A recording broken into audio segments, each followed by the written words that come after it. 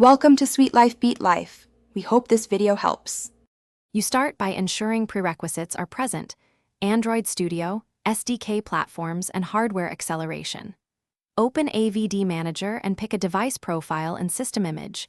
Choose a Google Play image if you need Play services. Once done, configure memory, storage, and graphics options. Use auto or hardware glaz. Make sure virtualization is enabled in BIOS, then finish and click Run to boot the emulator so you can install and test apps quickly.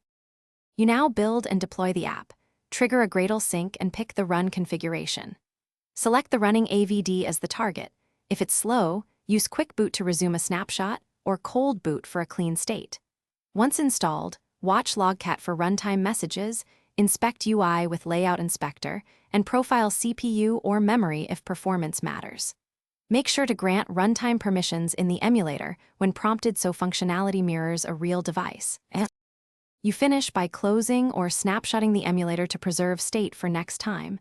Use wipe data if the device is corrupted. For backend tests, reset network or add port forwarding so your app reaches local servers.